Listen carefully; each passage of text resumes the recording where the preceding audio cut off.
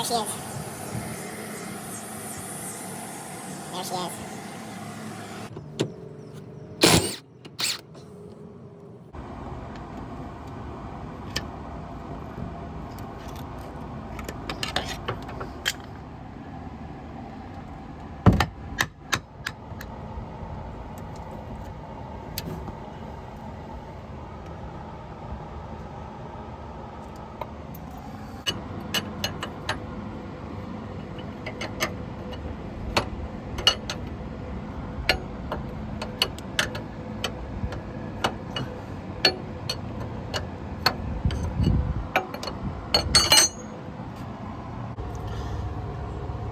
Since due to this part not being agreeable with me, it broke two of those tools.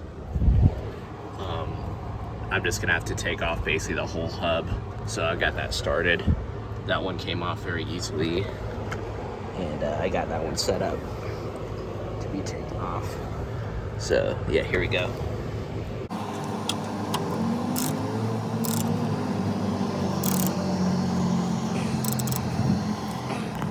That one, this one was pretty strong on there. It did not want to go. All right, now come the brakes. That's a 10 mil Allen key. So that's what the mounting style looks like. Boom, and then boom. E-brake right there and right there.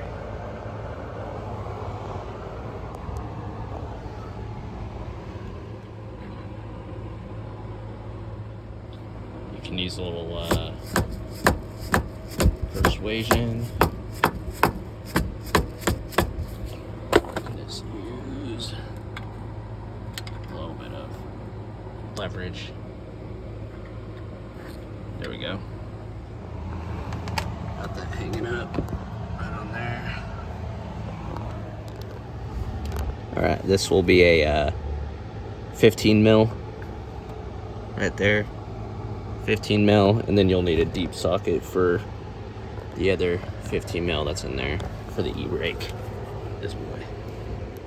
I take that back. This is actually a 6 mil right there. Same little persuasion or leverage will work. This one took a little bit of persuasion, but basically that's kind of how I did it. So make sure you separate the ABS cord. That way it doesn't get stretched or something when you pull off the brake.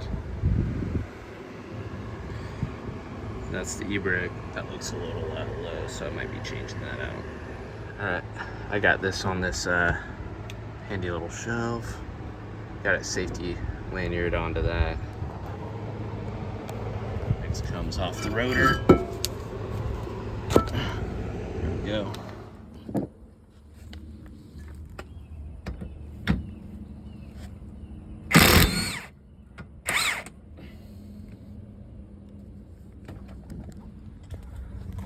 That was surprisingly easy. Wow.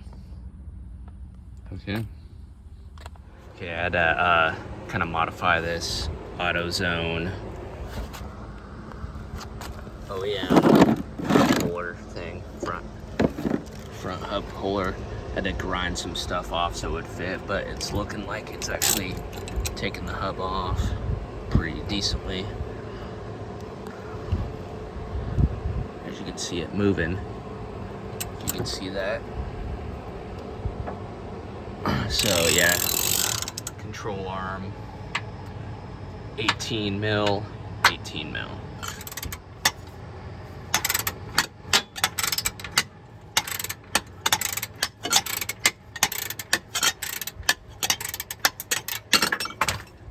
Side.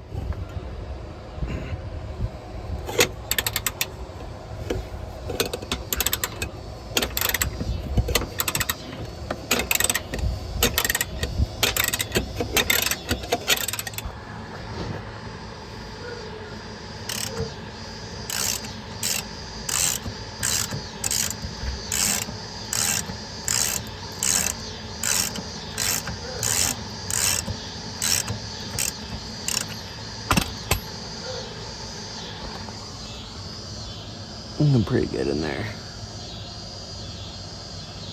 Don't forget the ABS sensor. That is a 10 mil. 10 mil. All right, there she is.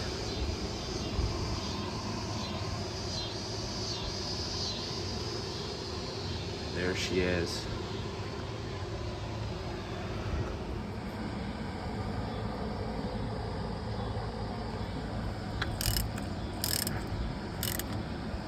Let's see if I can do this one-handed. Yeah. Okay, there we go.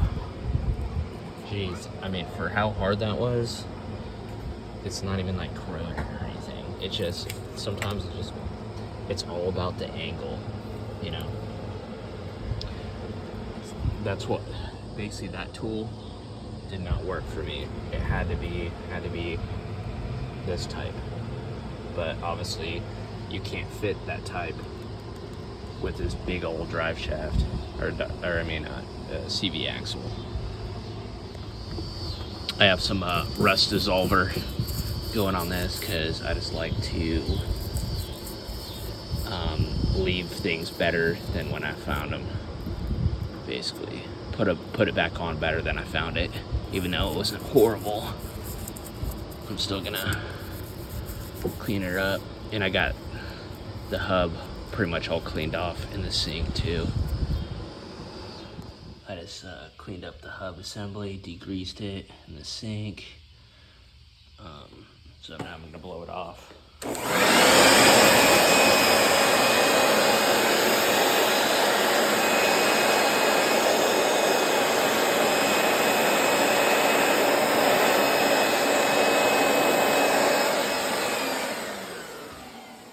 I also got the anti-rust stuff in there too. I'm gonna oil it up.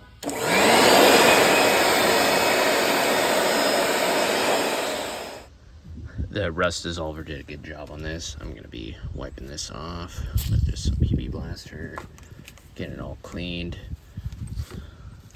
What we have going on here is anti-seize and grease. So every ball joint will get, every ball joint insertion point will get anti-seize and grease every single time. That way we don't run into the problem like that we had initially.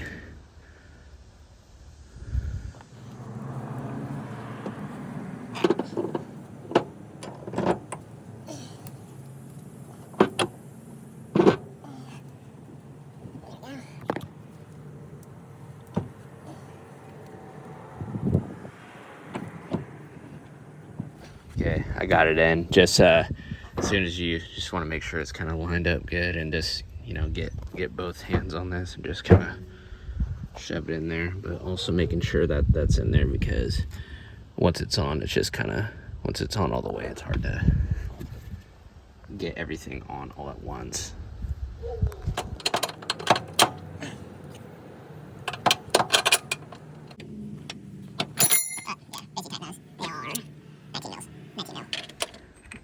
The main axle nut.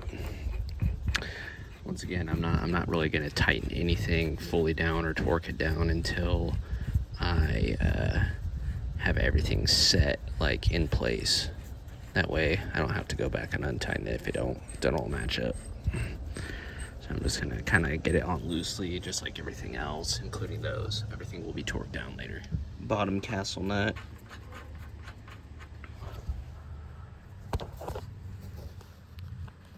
Top castle nut. That one's gonna be hard to do on the phone, but top castle nut right here.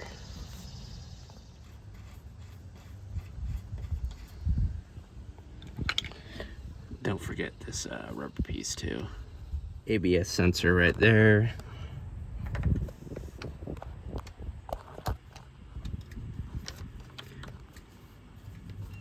And this is a 10 mil.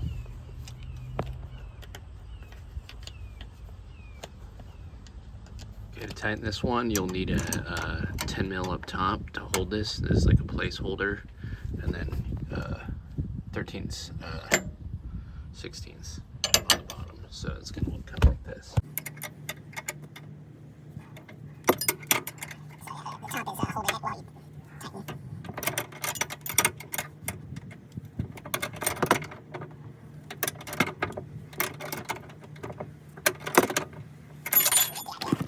bolt is 5/16.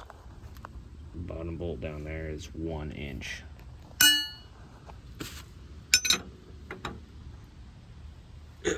Getting it tight. Once again, just go incrementally. Don't tighten everything at once. Get everything set first, and then get a final. Now come the cotter pins that go into the castle that secure the castle nuts.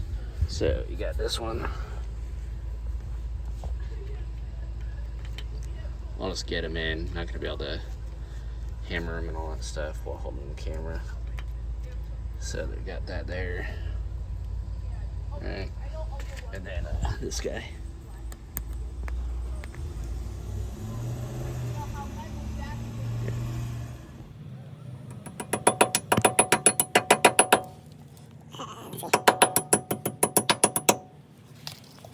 Oh no. There we go. If your cotter pins are all bent up, one thing you can do is put in a vice grip and straighten it out, which that looks a lot better.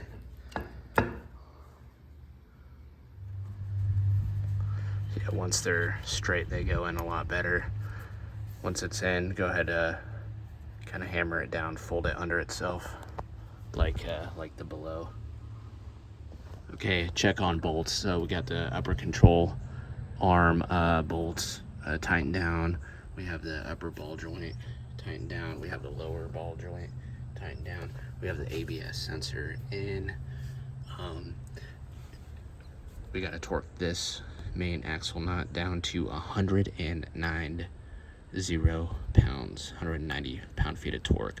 The wheel's got to be on the ground for us to do that, but in the meantime, I can still tighten it just to get everything set.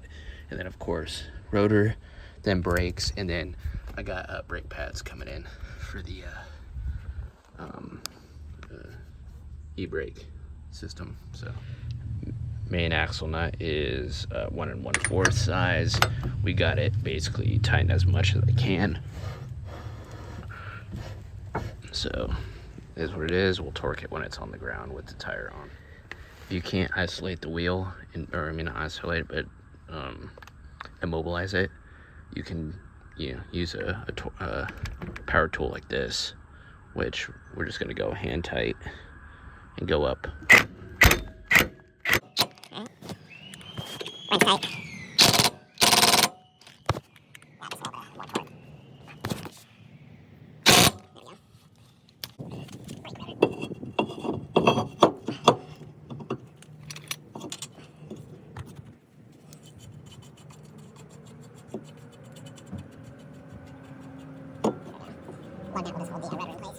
Okay, so I gotta use a C-clamp. I have a little piece of wood here so it doesn't mar up the finish on the caliper.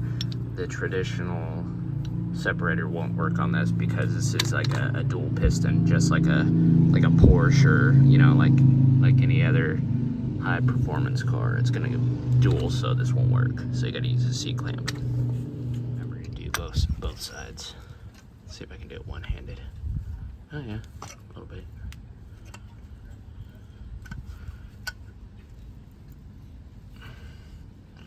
Okay. Yeah. That one's flush. That's what you want. Go ahead and throw anti-seize on these. This is where the brake caliper bolts will go. But you want to do that because it gets really hot here. You don't want that shit to just seize up. Easy.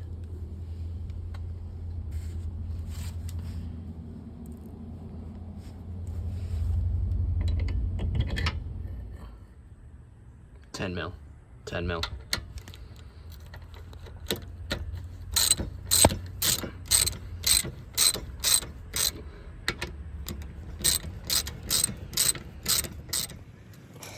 To compress the piston, you have to twist. Not like a regular brake caliper tool, but you actually have to twist it. I got these needle nose pliers, so if you twist clockwise, it will reseed. That's how you compress this to put your pads on. Otherwise, you won't be able to put your pads on because it'll be sticking out too far. You won't get it on the rotor. Okay, now that we got the wheel back on, we're gonna set the torque wrench to 190, 190. Drop it down. I got both wheels on so that it's set, and then we're gonna torque it down. Okay, now the wheel's on the ground. Here we go.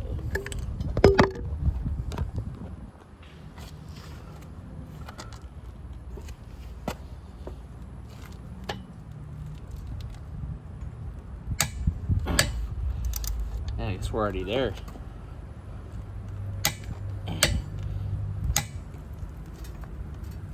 It says we're already at 190. That might.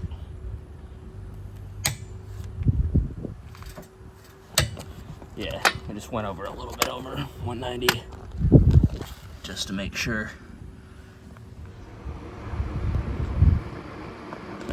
Okay, so now we put on the end cap. You can see there's this little washer spring, so it just kind of gives tension. Before that though, I'm gonna put on some fluid film, kind of coat the outside just for anti-rust. If you don't know what this is a non-evaporative lubricant that's just really good at staying wet, longevity, that won't come off. Just put this all around the threads.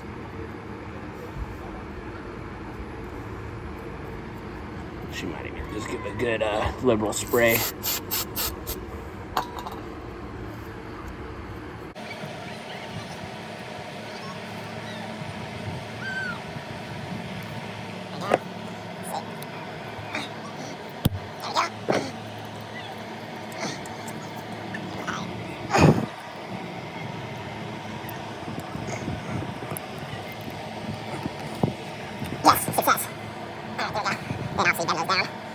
That's basically the finished product. Hammer it down.